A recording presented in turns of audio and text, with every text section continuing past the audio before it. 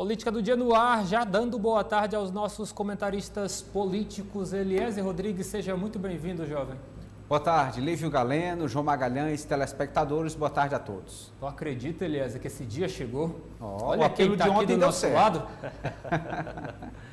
João Magalhães, seja muito bem-vindo de volta a este humilde programa, que bom te receber e boa tarde para o senhor também. Obrigado, Lívio Galeno, Eliezer Rodrigues, boa tarde para vocês, boa tarde à nossa querida audiência. Lá para o assunto do dia, há uma polêmica que foi gerada na manhã de hoje porque servidores municipais de Teresina realizaram nesta quarta-feira mais uma manifestação em frente à Câmara de Vereadores da capital do estado do Piauí. Vamos acompanhar como foi. Diversas categorias com reivindicações contra a Prefeitura de Teresina foram em busca de apoio do parlamento. Em pauta, uma cobrança pelo rateio de recursos do Fundeb, que, segundo o Sindicerm, estariam sobrando e deveriam ser acrescentados aos salários dos professores. Quando chegamos aqui, o que o presidente da casa nos chama, dizendo que tem um projeto sobre o que nós estamos reivindicando, só que realmente era o que a gente estava reivindicando, mas era tipo uma tentativa assim de a gente ser contra só porque não era sobra. Na verdade, era o 13º dos temporários. Claro, somos favoráveis. Eles achavam que a gente ia ser contra. Não, pague os temporários, mas distribua também, faça o rateio daquilo que pertence aos profissionais que passaram essa pandemia toda, comprando material do próprio bolso, comprando computador do próprio bolso, internet do próprio bolso, energia elétrica também. Aí a prefeitura economizou com isso e não quer, isso não é um presente, não quer devolver para os profissionais. Os servidores temporários ainda aguardam receber o 13º salário. Os professores desde julho já estão nessa luta, reivindicando frente à Prefeitura de Teresina esses direitos.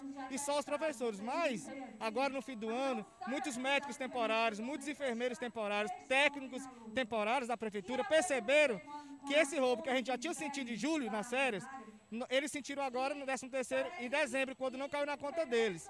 Então essa luta é de todos nós servidores temporários de Teresina.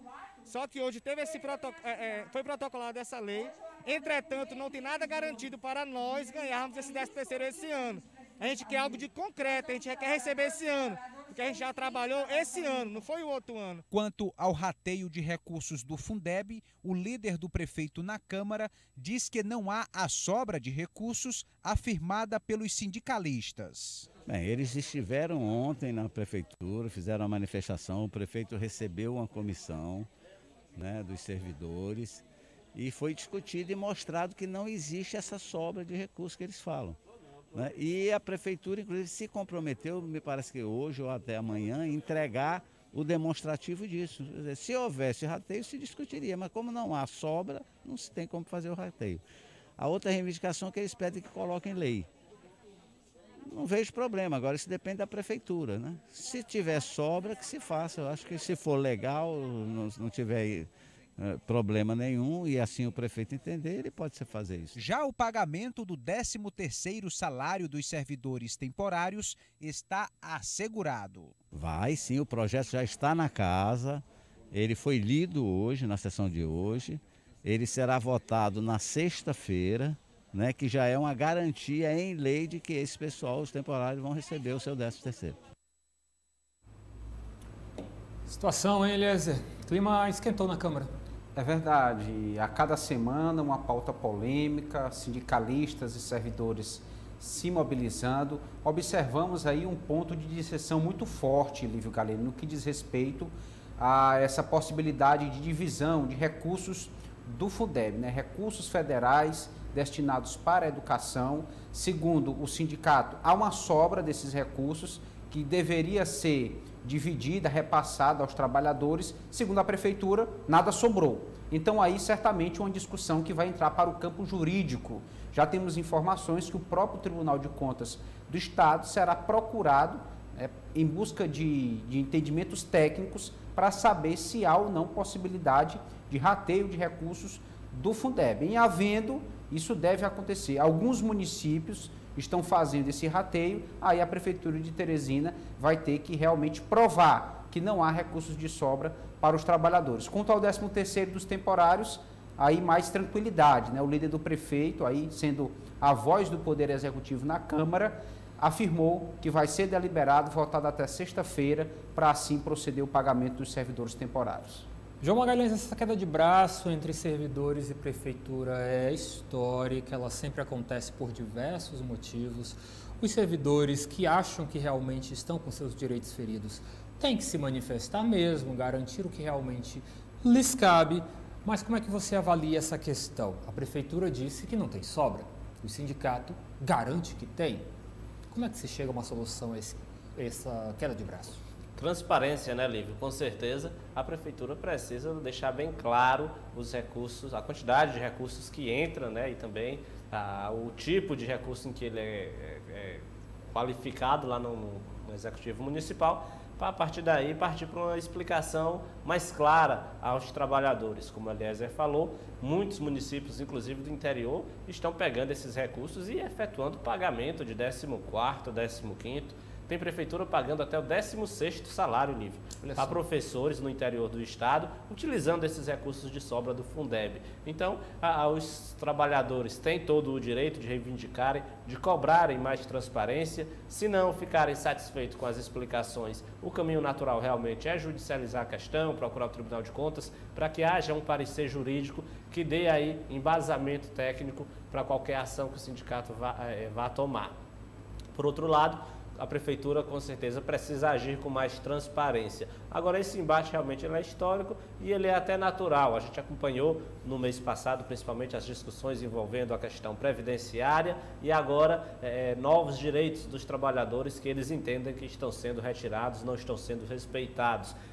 Esse tipo de movimento, com certeza, ele contribui, eu diria, para uma certa impopularidade, até mesmo da imagem da gestão municipal, que poderia, né, se antecipar a esses problemas, se antecipar a esses fatos, se fosse mais transparente e se tivesse um bom diálogo com a categoria, estivesse mais disposta a discutir politicamente. O que a gente observa também é que o líder da prefeitura lá na Câmara Municipal, Renato Berger, tem tido vários episódios em que precisa primeiro pensar ali de improviso uma resposta para depois levar as demandas ao parlamento, aliás, ao executivo, exatamente por conta dessa falta de planejamento, de organização da prefeitura, que não é capaz de se posicionar com clareza, com transparência e se antecipando aos fatos. Primeiro ela vê o problema ali na frente, depois de improviso procura uma forma de acalmar os ânimos dos trabalhadores.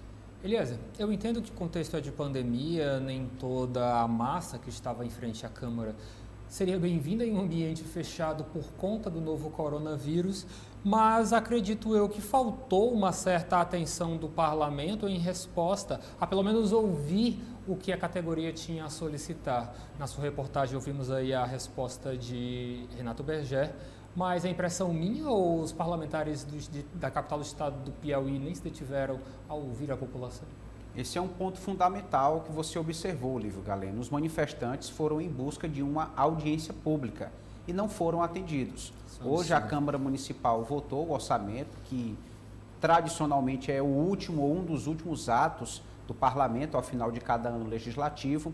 Até sexta-feira há algumas votações, inclusive desse projeto que garante o 13º dos servidores temporários, e o sindicato tem uma esperança de ser realizada uma audiência pública para debater essas questões que estão colocadas, né? Não houve uma resposta satisfatória ainda por parte de algum vereador ou da Câmara de uma forma geral, e os manifestantes prometeram deliberar em assembleia a possibilidade de um movimento paredista ou até mesmo de dificultar o encerramento desse ano letivo, por exemplo, não lançando as notas finais dos estudantes no sistema, que garante aí a aprovação, a passagem para o ano letivo seguinte. Enfim, eles estão admitindo a possibilidade de assumirem algumas alternativas, estratégias que podem prejudicar o estudante, que pode paralisar os serviços de educação no município de Teresina, se não forem, no mínimo, ouvidos com respeito e com atenção. Eu não sei vocês dois, mas o que realmente tem me incomodado muito na gestão da prefeitura e também, é claro, na postura da Câmara Municipal de Vereadores de Teresina é esta falta de diálogo. Por diversas vezes, em reportagens, em entrevistas ao vivo, aqui em nosso estúdio, nós conversamos com o sindicato e a única queixa é: Queremos entender, queremos ouvir, queremos mais informações. Pelo que está aparecendo, a Prefeitura de Teresina e também o Parlamento da capital, o que é mais triste, estão se negando a conversar com o povo. Lembrando que ambos são representantes legais do povo por voto direto transferido. Então, assim, é algo que eu acho que fica de recado aos nossos vereadores e aos prefeitos de Teresina.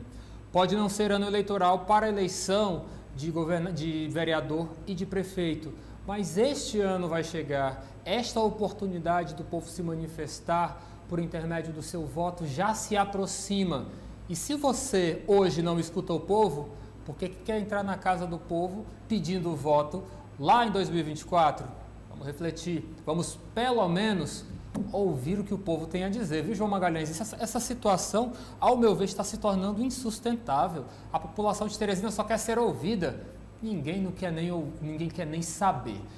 Procuram aqui uma desculpa para depois tentar justificar ou embasar o que foi dito pelos representantes da prefeitura, pela sua base aliada no parlamento.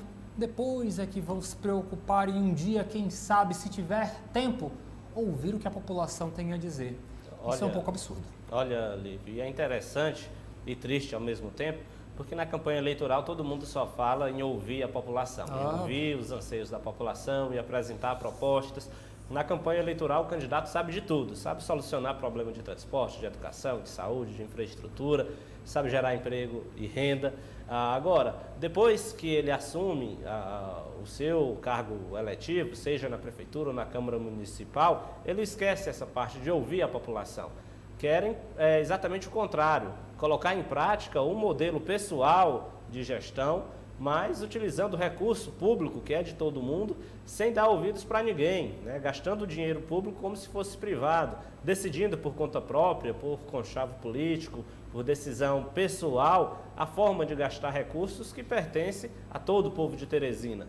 Então, o executivo muitas vezes tenta se blindar, né, tenta afunilar as conversas. Isso, vamos dizer que de certa forma é até natural, porque imagina-se que uma gestão preocupada em administrar a cidade talvez nem tenha condições físicas mesmo suficientes de estar dialogando com todo mundo, por isso elege ali umas categorias, elege representantes. Agora, no parlamento isso não existe. O parlamento, ele é literalmente a casa do povo. É para qualquer categoria de trabalhador, para qualquer cidadão chegar lá e, claro, no momento oportuno, dar o seu recado, fazer sua reivindicação. Os vereadores, que são legítimos representantes da população, deveriam ter mais sensibilidade, eu diria até que responsabilidade no que diz respeito a conversar, a dialogar com a população. Então, a gente sofre com essa questão. Na campanha eleitoral, todo mundo quer ouvir as pessoas, todo mundo tem a solução para os problemas da cidade. Mas depois que é eleito, depois que está lá no seu cargo de vereador, ou de prefeito, ou de vice-prefeito, ou assume a secretaria, aí passa a tratar os recursos públicos como se fossem privados e passa a tomar decisões sem ouvir os anseios populares. O resultado a gente já conhece muito bem. O gestor que não conhece o sofrimento da população, que não para ouvir a população, ele não sabe qual é o sofrimento das pessoas, por isso ele jamais terá as condições de apresentar soluções para os problemas que a cidade vivencia. Antes de realmente lembrarmos o que é óbvio, que os servidores públicos municipais de Teresina são cidadãos, por isso, têm direitos e deveres, mas eles também votam. São eles que são responsáveis por contribuir com a eleição ou não de um determinado candidato à prefeitura ou também ao parlamento. Vamos ficar de olho, o povo merece respeito. Ainda na Câmara, o vereador petista Deolindo Moura relatou dificuldades de diálogo com a superintendente da SAAD Norte, Ana Paula. Essa situação tem dado o que falar, mas vamos primeiro ouvi-lo, depois a gente traz esse assunto para o nosso debate aqui em estúdio. O que nós temos aqui na Câmara é muitas reclamações por parte dos colegas vereadores, bem como também de outros secretários. Já ouvi de outros secretários essa dificuldade que tem da gestão da SAAD Norte de receber os colegas. Eu acho que ninguém está indo em uma superintendência como essa para pedir nada de forma pessoal.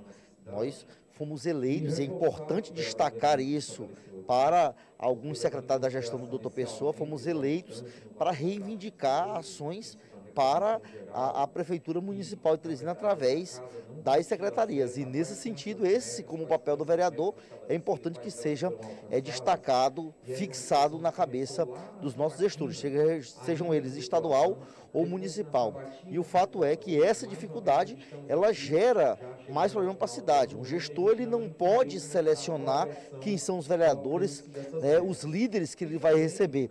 Ele tem que receber a todos, independente de situação e oposição, e garantir que dentro de um diálogo possa ser estabelecido aquilo que for melhor para a população. Nós trabalhamos para o povo. Quais seriam as demandas lá para a Zona Norte?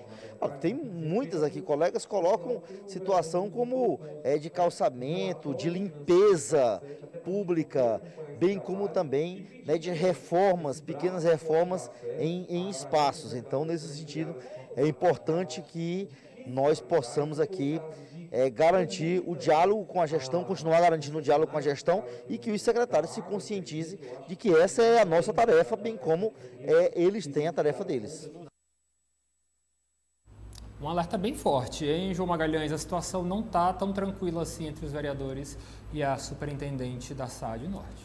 Olha, Lívio, é impressionante como um assunto tem a ver com o outro, né? A gente tratou ainda há pouco da incapacidade do prefeito e até dos vereadores em ouvir a população, e agora a gente observa alguns parlamentares reclamando que não são ouvidos, não têm conseguido dialogar, apresentar suas reivindicações a gestores municipais, e no caso específico de Ana Paula na SAAD Norte. É aquela velha história do exemplo, né? Se o prefeito não tem o costume de ouvir a população, obviamente que os seus secretários também, seguindo esse exemplo, podem entender que não precisam ouvir os parlamentares. E aí os vereadores sentem na pele o sofrimento que os trabalhadores lá da educação sofreram quando não conseguiram aí agendar a audiência pública, apresentar a reivindicação dos seus direitos no plenário da Câmara Municipal. Agora, isso demonstra, primeiro, uma crise, né, na gestão. É bom lembrar que, apesar da gente ter uma gestão da Prefeitura Municipal que não mostrou a que veio, é claro,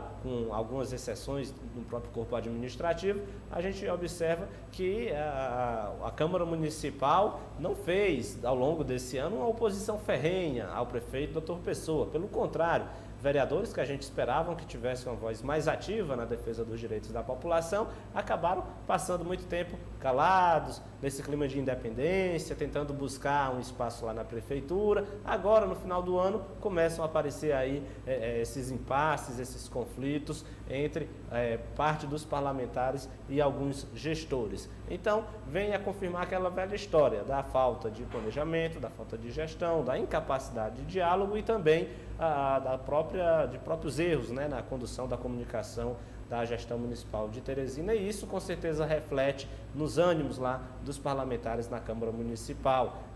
A Prefeitura, vou lembrar, que trocou vários gestores, entre elas, nesse primeiro ano, há uma troca bem...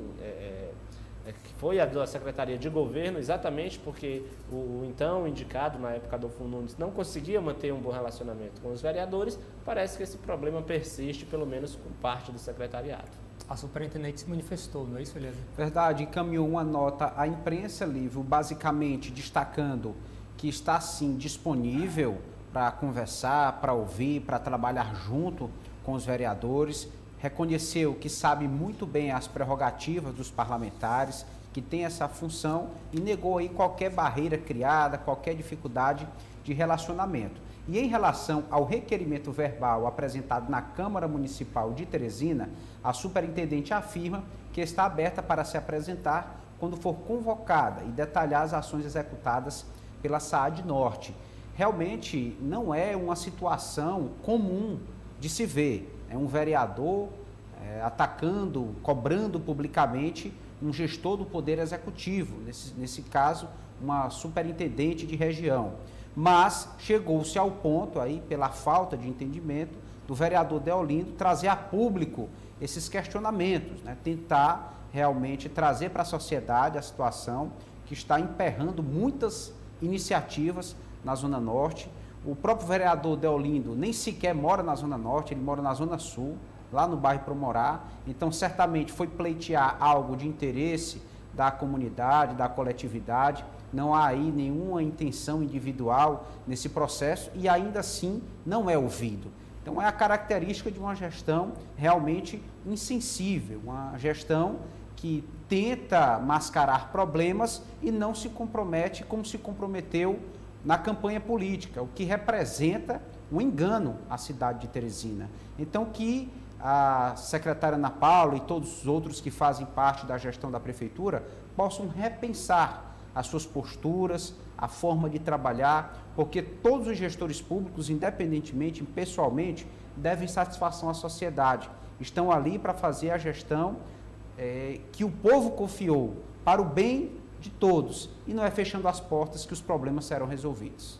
Olha só, mudando um pouquinho de assunto, ontem na edição da terça-feira do seu Jornal Dia News, nós tivemos uma entrevista ao vivo aqui em nossos estúdios com Kleber Montezuma, que é pré-candidato ao Senado Federal pelo PSDB.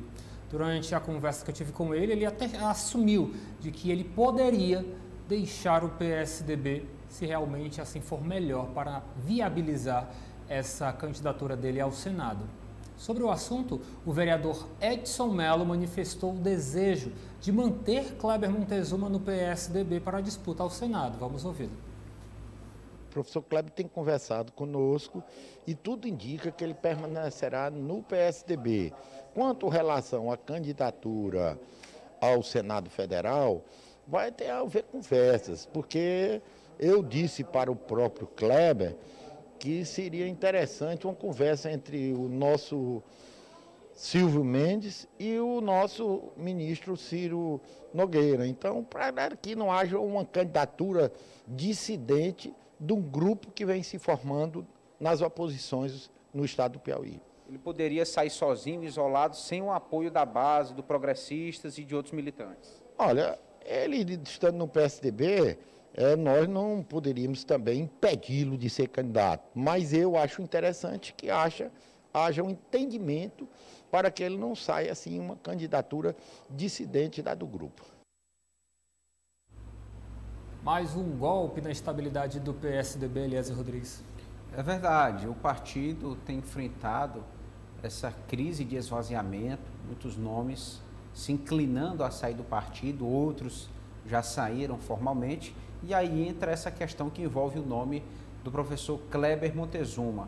Ainda está no PSDB, andou conversando com outras siglas, como Cidadania, é lembrado pelo Progressistas, se coloca como pré-candidato ao Senado e até o momento ainda não bateu o martelo quanto ao futuro partidário.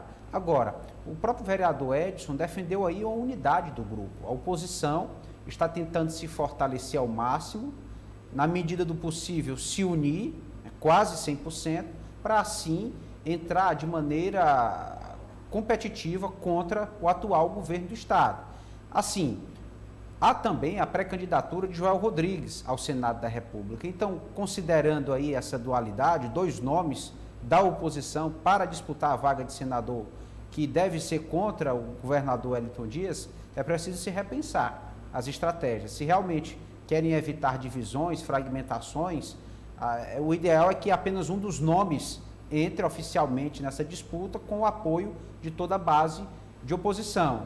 Então, é exatamente esse o questionamento que precisa ser melhor respondido, a situação que precisa ser melhor administrada dentro da oposição no que diz respeito à candidatura ao Senado.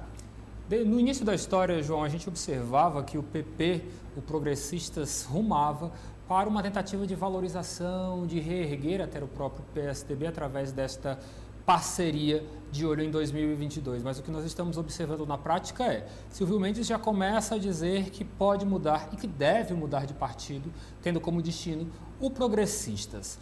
Muito se falou até sobre Kleber Montezuma como esse candidato da composição dessa chapa, mas já faz um tempo que se defende, como o Eliezer lembrou para a gente, que Joel Rodrigues, atual prefeito de Floriano, seja justamente este nome a pleitear este espaço no poder público. João, minha questão para você é o seguinte: você acredita que para viabilizar essa pré-candidatura ao Senado, Kleber Montezuma tem que sair do PSDB? Creio que sim, Lívio. Pelo que a gente tem observado, a pré-candidatura de Montezuma ao Senado é algo que é um pensamento dele bastante consolidado, ele não demonstra nem dúvidas em relação a essa pré-candidatura. Portanto, conhecendo até mesmo o seu perfil, eu diria que ele vai sim concorrer ao Senado. Se não for possível no PSDB, já que o partido sofre aí com esse problema, até mesmo problema interno, problema político interno, de conseguir espaço, de reivindicar espaço até mesmo na chapa oposicionista, já que a gente tem a Iracema Portela, progressistas, a Joel Rodrigues, progressistas, e Silvio Mendes virando progressistas, aparentemente o PSDB fica com um problema sério a ser solucionado aí, porque já não tem chapa competitiva para a Assembleia Legislativa e nem para a Câmara Federal. Se também não tiver nenhum candidato a cargo majoritário, o partido fica realmente esvaziado, esperando que o último venha e apague a luz aqui no Piauí. Então, Kleber Montezuma demonstra realmente, em todas as suas entrevistas, que tem interesse em concorrer ao cargo de senador. Ele demonstra até que tem vontade, assim, bater de frente, né, entre aspas, com o governador Wellington Dias nessa disputa, provavelmente para que haja aí críticas, né, bem ácidas de um lado por parte dele. Então, acredito que o caminho natural seja procurar aí uma via alternativa, uma via de oposição mais alternativa. E hoje há esse grupo liderado pelo Cidadania, com a pré-candidatura de Washington Bonfim, como também há outros grupos de oposição, como o próprio PDT. Aliás, citou alguns partidos, mas tem o PDT também, que é liderado aí pelo vereador Evandro Ide, que trabalha na composição de chapas, tanto para a Assembleia quanto para a Câmara Federal. De repente, uma candidatura ao Senado também pode ser importante, até para o partido viabilizar seu projeto, que é da sustentação, um palanque majoritário para Ciro Gomes aqui no Piauí. Bora mudar de casa parlamentar, então. Deputados estaduais realizaram uma sessão conjunta das comissões técnicas para acelerar a votação de projetos que devem ser apreciados até o próximo dia 23 de dezembro. Vamos ver? Um esforço concentrado para a apreciação de matérias voltadas para diversas áreas fundamentais. Em ritmo intenso, os deputados estaduais piauienses tentam limpar a pauta até a próxima semana. Estamos findando já o ano legislativo, lembrando que ainda na próxima terça nós teremos algumas matérias que serão votadas ainda na Comissão de Constituição e Justiça, e caso haja necessidade, nós iremos tentar fazer novamente como foi feito hoje, esse esforço para que seja votado nas outras comissões, uma vez que o presidente Temístico está determinando que o trabalho, lógico, só poderemos votar, encerrar o ano legislativo depois da votação do orçamento. E a previsão do presidente Temístico é que vote o orçamento do dia 23. Então, acredito eu que até na próxima terça nós também teremos mais reunião da Comissão de Constituição e Justiça e penso que limparemos a pauta. Entre as matérias aprovadas pela CCJ e pela Comissão de Finanças está a mensagem do governo que reajusta os salários dos servidores públicos estaduais. A princípio, o governo do estado apresentou uma proposta de uma alíquota de 8,8%, com a data base do mês de maio, né? Isso com o objetivo até mesmo de repor aí a inflação 2019-2020. E aqui em discussão com a base do governo reivindicou ao governo do estado, ao governador Wellington, que foi sensível e formalmente acatou que pudesse fazer a majoração a 10% do valor da alíquota de reajuste para todos os servidores ativos e inativos, como também a antecipação da data base, que inicialmente prevista no projeto de lei seria para maio, né? Avançamos aqui, conseguimos antecipar para o mês de abril. Então foi esse projeto aprovado, agora resta só a votação no plenário. E aí, Eliezer, um esforço realmente, que sempre é tradicional a gente ver esse tipo de esforço de reunião nos finais de cada período legislativo, algo aguardado o orçamento para o dia 23 de dezembro, a previsão. Exatamente, Lívio Galeno. Infelizmente, nós temos que concluir que, ao longo deste ano, em algum período, os trabalhos podem ter se estagnado, né, para estarem tão acumulados agora nessas últimas semanas. Mas, enfim, o parlamento tenta dar conta da sua responsabilidade, das votações, de tudo que precisa ser deliberado, e a expectativa é que até o dia 23, aí, no máximo, tudo esteja resolvido no que diz respeito às pautas e principalmente ao orçamento, que é indispensável. O ano legislativo só encerra com a aprovação do orçamento do Estado para o ano seguinte. João Magalhães, suas expectativas, sem muitos percalços, já que o orçamento ganhou até mais prazo para ser debatido lá na casa deve ser aprovado com tranquilidade, né? Sim, eu diria que é um debate protocolar, né, para seguir o calendário, né, o rito do processo legal, no que diz respeito à aprovação do orçamento do ano que vem lá no parlamento. Todos os poderes já discutiram, alguns já conseguiram o aumento que reivindicavam. O próprio governador do estado, inclusive, já encaminhou projetos também que beneficiam categorias de servidores para o ano que vem. Tudo já está incluído no pacote do orçamento de 2022, portanto, esse debate, essa votação é muito mais para cumprir a tabela, né, e encerrar o ano legislativo e, consequentemente, os deputados estaduais entrarem em recesso parlamentar. Eliezer, tu sabe me dizer a previsão de retorno dos trabalhos parlamentares em 2022? Já começa Início do mês de fevereiro, regimentalmente também, né? Fevereiro. Isso. Ok. Eliezer Rodrigues, muito obrigado pela sua participação, uma excelente tarde para o senhor e até amanhã. Boa tarde a todos, até amanhã. João Magalhães, seja bem-vindo. Obrigado, Lívio Galeno, boa tarde para você e até amanhã. Obrigado, João, boa tarde para você, até amanhã também. Política do dia.